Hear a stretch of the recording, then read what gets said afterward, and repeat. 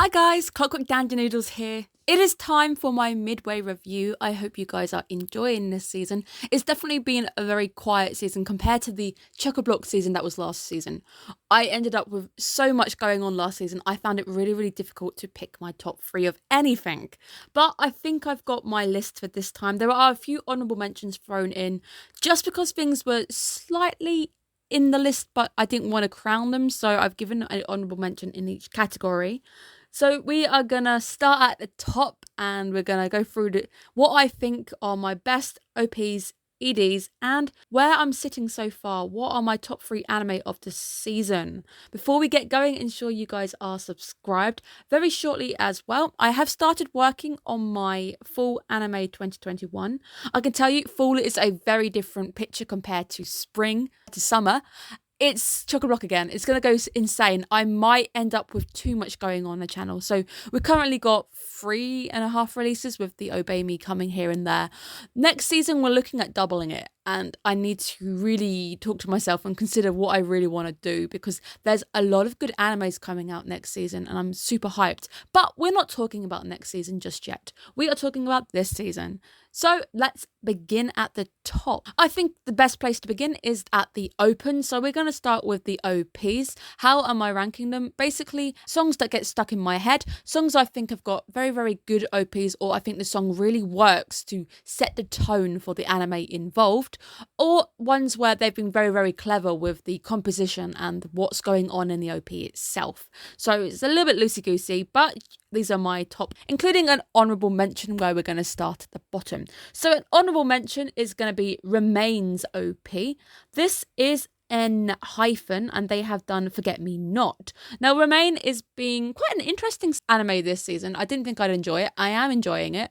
I'm a little irritated at times just because people seem to get so angry at a poor guy who didn't really choose to have concussion or anything and he's completely forgotten everything. So there's times where I feel frustrated at other characters for not understanding that it's really not his choice for forgetting things and it's not as though he doesn't want to remember. But it is a very good anime nonetheless. I didn't know anything about water polo, but let's talk about the OP very quickly. Enhypen's Forget Me Not sets the tone and it gives you a nice clear indication of the character colours because we go through colours. There's a very nice way of throwing up the title with the use of the water polo ball. So I think it's quite a nice one, but it didn't quite make my list because there's quite a few good OPs this season.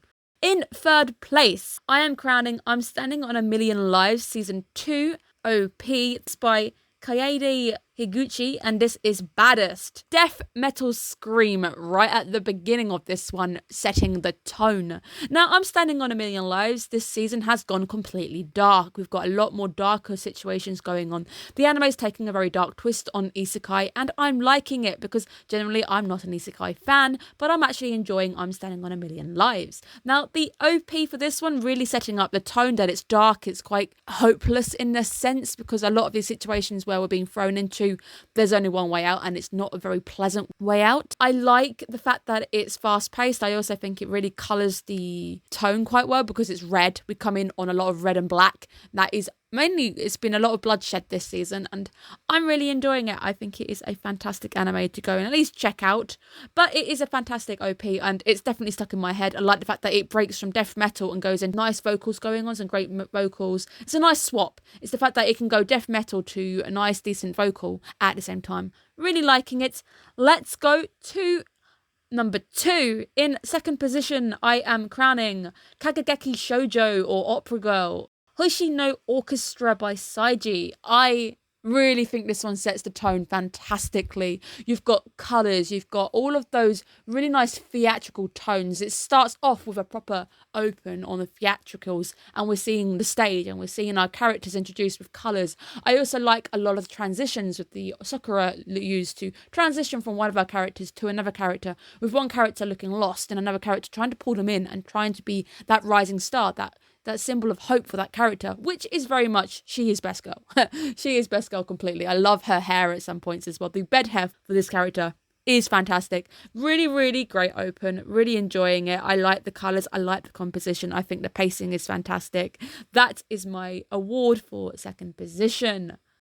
And in first place for the top OP for me personally this season is going to Higurashi Sotsu. And this is the second season, of course. We have Analogy by Ayane. And this is a very dark anime, so again, if you are watching it, you know what I mean.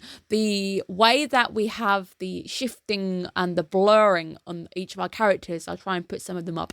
This works because of how broken everything in this anime really is. So you'll see a character and then it will suddenly shift and you've got the white lines blurring on top of it. Everything isn't what it seems to be, and this is exactly what this anime is all about. We obviously have our main two characters in the anime pictured in our OP. The bit I really like as well is when we have Rika closing her eye and then suddenly you've got Satoko opening her eye. One story is closing, another one is opening. And this is obviously the main back and forth between this entire anime, especially the second season, is all from Satoko's point of view. So showing that Rika's story has kind of come to a close and now Satoko is opening her eye shows you that change of a lead going on. We've now suddenly changed our focus. We have a new lead. I think that is done very, very clever. Just lots of subtle hints all wrapped up in the OP. This one here is probably mainly gaining first place because of how clever the OP is being. There's symbology going on. A lot of those themes that go through the anime are just hidden in plain view in the OP, with the shifting and the blurring and the swap of the main characters, and just you get that feel. It's creepy, it's awesome, and it's a very good, interesting anime to fill the horror spot this season. There's definitely horror coming out our way soon, but for now we have just got Higurashi. And that is my top 3 OPs of the full season.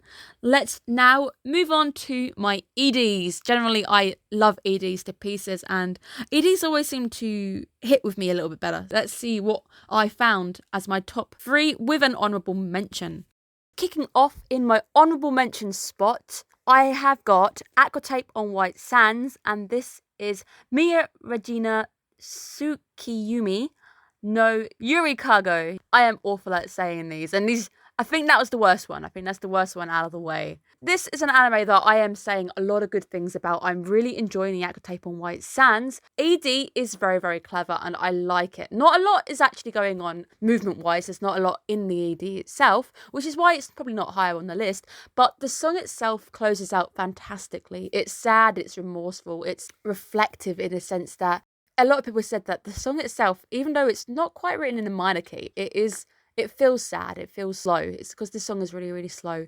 It closes out an anime about a girl who has lost her way, who has lost at this point in time. And you've got a lot of clever little icons hidden in the frameworks as well, where you've got the broken pedestal where the shoes are, because Fuka has lost her dreams of being an idol. It's very, very beautiful. The colour in this anime is fantastic. I really do recommend watching this anime if you're not. It is my slice of life of this season.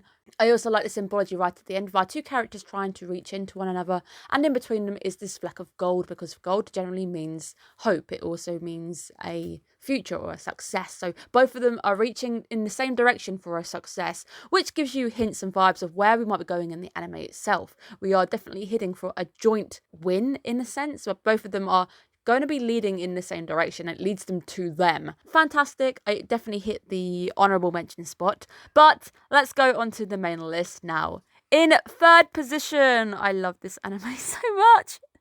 This is Life Lessons with Uramichi Onisan. And this is by Mamoru Miyano. And this is Dream On. I love this song. I think it's fantastic. It's a really nice, chill, relaxed to quite the pessimistic anime show that is hitting up the seasons. Really fantastic anime as well. Definitely check this one out as well. It's hilarious. I didn't think it was going to be as hilarious as I did. And because I'm slightly older as well, I relate to what he's going through and how he feels. Dream On is a fantastic, that gives us the evening plans of all of our main characters. The evening is a point when they're not having to work. The evening is when they get to unwind and be themselves. We have our boy Uramichi just smoking on the balcony. We've got all of our other characters going for a walk, looking at the night sky. It's a really nice proper close. It's a physical close. We see the moon. It is nighttime. It is the end of the action, all of the craziness of the workday, and we finally come to a slower point. The ED is coloured mainly in blues. Blues are a very gentle colour, a very, very relaxed colour, and it also can be quite cold because nighttimes can be quite cold. And especially with the anime in particular, Uramichi-san being a bit more on a pessimistic scale, being essentially blue, that colour works very, very well because blue is a literal colour for depression at times. So I think the ED for this one is very, very clever. Now let's move on to number 2. In second position, we have The Case Study of Vanitas by LMYK. This is Zero. I like this one. I really like the way that it kicks off. I really wanted to put the OP on my OP list, but I ended up with just too many, and it would have been an honourable mention, maybe.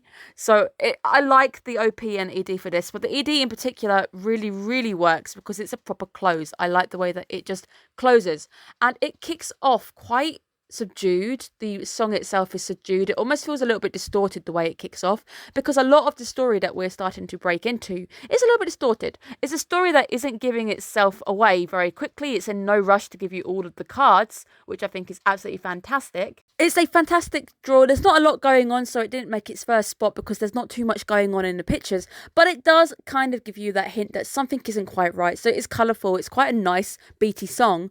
And then we've got the image on the front of Vanitas reaching up, imposing pose with Noe and having his hand up against his throat, which is all about that contrast which is going on in the anime itself, because at times it feels really, really colourful and a lot of the details are very, very vibrant, but there's this darker undertone to it. It is a ED with a slight undertone which feels quite creepy, a little bit unnerving, and things don't quite feel as they really are. So this is the one which I'm putting in second place. And this is a song that I've had on my brain for quite a bit. It managed to worm its way in. There hasn't been too many earworms this season. Like last season, I couldn't stop going on with Nine Eye Shadow's House ED. I absolutely love that one. Or anything Shadow House got into my brain. But this season, there's not too much getting into my brain, but this is one that I have been slowly humming to. But let's go to the first position. What is first for EDs of fall 2021? It's going to My Next Life as a Villainess Season 2. This is Shota Aoi, and this is Give Me Love Heart Me, or Love Me.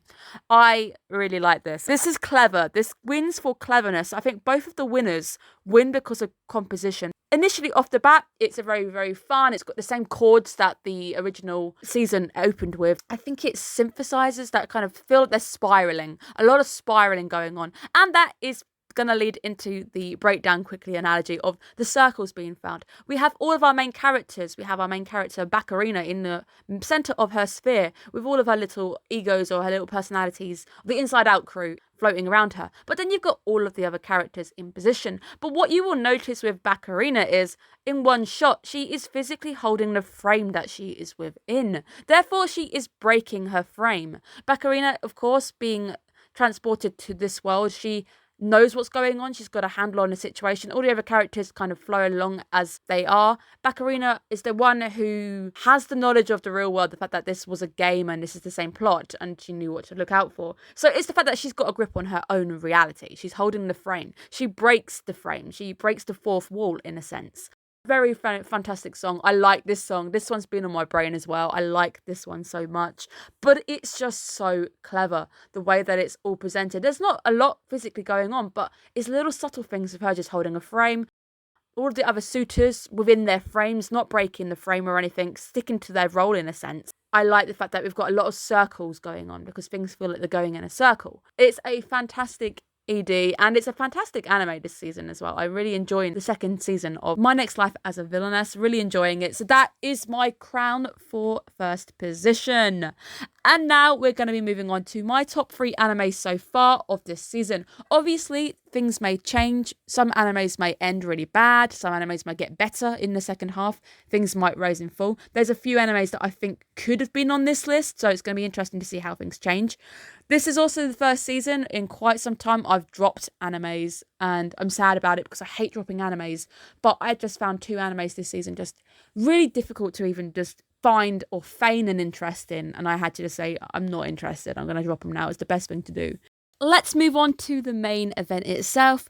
The top 3 anime of this season, obviously going to change subject to how things end. Also bear in mind that if you're wondering why certain animes aren't on here, I might not be watching them. These are my top 3 out of the 3 that I've decided to watch. If you wanted to see what I was actually watching, you can check out the summer anime, the wrap up at the end. You can check that out because that'll tell you all the bits and pieces I'm watching in my own time as well. Things like My Hero Academia aren't on here because I am 2 seasons behind, so it's not going to be on here. Or things that you think should be on this list, I'm probably just not watching. These are my top 3 out of the animes I have decided to watch. Let's start with the honorable mention, an anime I think isn't getting enough love, and I believe that it deserves more love, and I love it. This is Uramichi Onisan. I had to. This anime needs to be renamed. It's going to be Existential Crisis, the anime. This is a fantastic anime. It's geared towards slightly older audiences, those who have an experience of working life, have a bit more of an experience of hardships, those who can really get behind the dark comedy aspects. It's a dark comedy. It's all bright and colourful. You might look at the pictures and go, okay, it's not for me. This guy is a children's TV presenter, which is what makes it even more funny with the contrasting, because in his spare time, he's a chain smoker, obsessed with fitness with no actual hobbies in his life. Voiced by, of course, our magnificent Levi from Attack on Titan, or Yato from Noragami. Basically, you're listening to a depressed Levi. It is hilariously funny. There's a lot of really sly memes put in of the Salt Bays in the anime. There's the nod to The Greatest Showman in the anime. There's a lot of little sneaky little references that you might pick up on if you're quick enough with it, but it's so funny. You've got a fantastic cast of characters, so all relatable in that sense. You've got the girl who is about 30, cough cough, unmarried, not having any kids, can't even get into the dating scene. Everyone around her is getting married and having kids and children and moving into houses, and she's just wondering why her life isn't going anywhere. Cough cough. This anime hits you in the face a little bit. It's a little bit personal. I need to report this anime because I'm in it and I don't like it. Let's move on to number 3. Another anime which I don't think is actually getting enough love. It is the Aquatape on White Sands. Yes, it's back here because it is a beautiful anime. It is a slice of life. People don't really like slice of life animes. I get that. There's not a lot going on in them. But this anime is beautiful. Every single episode has movie qualities to it. We've got gorgeous lighting, gorgeous scenery, gorgeous colour. The characters are lovable. All the details in this anime are fantastic. I'm literally hopefully showing you the cooking scene, the love that went into one simple cooking scene. Because it's a slice of life, it gets to relax and take things at its own pace. It's not speeding through the plot to the conclusion at 50 miles an hour, not at breakneck speed. Fantastic thing about Aquatape on White Sand, 24 episodes, baby. It's continuing next season as well. So that's one anime you know I'm continuing breaking down next season as well. It is all centered around a girl who has come to the end of her dream. She has nowhere to go. She's lost. She essentially just continues to walk. She runs off, doesn't go home. And she ends up finding herself in Okinawa. And she ends up finding herself at a aquarium where she meets Kuku, another character who also is struggling to achieve a dream. It's an anime very much centering around trying to find your dreams, trying to find yourself. It's a coming of age story, and there is a lot of focus on the idea of motherhood and people's relationships with their parents. It's a really good anime. I really recommend you check it out if you're not watching it. Let's move on to number 2. This is the case study of Vanitas. I'm really liking this one. I think it's got some of the nicer paced storytelling elements this season. It's a very dark story. Once again, a lot of these animes are quite dark, and it's all centering around the idea of vampires, curses. Trying not to give too much away. It's also got this fantastic steampunky aspect set in France. The characters look fantastic. Written by the same guys who did Pandora Hearts. The story is slow paced, giving off little nuggets at a time, trying to create a mystery. It's a story which gives you the ending, but it doesn't give you the details of how we're going to get there. Slow paced, fast, lots of dark elements, loving the music, loving the details, really having fun with this one. I'm really enjoying the way that the characters are starting to surprise me. I didn't think I'd actually like Vanitas immediately at the start. He's starting to grow on me as well. It's an anime I'm really enjoying. I'm loving the colours. I'm loving the art style for it. As well, we have the cat. The fact that the cat slaps him upon welcoming him. That's what I feel like my rats do. I have brats, and sometimes you want to love them, but they just don't want to have anything to do with you. They don't care about you. They just want food. So I like the fact that there's this aspect of the cat in this anime too. Plus, I really like Veronica's design. I'd love to cosplay her at some point. Fantastic anime. Check it out at your leisure. And in number 1, hasn't really shifted from last season. It is To Your Eternity. It technically started airing last season, but it's continuing 2 seasons over, so giving it to my boy. Another dark anime. My list is full of dark animes, apart from Aquatape. Great anime. It isn't for the faint-hearted. It is quite a sad anime. It's Trauma. This is Trauma, the anime. If Uramichi-san is Existential Crisis, this is Trauma and Pain, the anime. But it's beautiful. The music is fantastic. The voice acting is fantastic. We have gone into our second half now. We've met some new characters. We've had some more heartaches along the way. I am loving following Fushi and his journey because I don't know where it's going to go. It's an anime as well where I worry about our main character. One of those few animes where you panic because your main character, he might be immortal, but it doesn't mean it's going to end well for him. And I love this fact. And there's no plot armor with Fushi. He suffers or he dies and he has to be reborn over and over. It's a really good anime. I recommend checking it out if you're not already. Although if you're not into sobbing your heart out, crying because lots of characters are dying around you, probably not the anime for you. But right now it is in number 1. How are things gonna change? So in 6 weeks time, at the end of this season, I will do my summer 2021 wrap up. This is where we will see and compare how my top 3 anime have changed. In that video, you're just going to get my top 3 and maybe an honorable mention or Dark Horse Award. And then I'm going to talk to you guys about the next season. We're talking about fall 2021. I'm going to tell you guys what I'm watching in my spare time and what animes are coming to my channel for breakdowns. There's a lot of anime coming our way. It's going to be very busy on my channel. Definitely make sure you are subscribed or following the Discord channel because it's going to get confusing and you are going to want to make sure you're notified if you are enjoying my content. But another big thank you to you guys because I don't get to do it enough.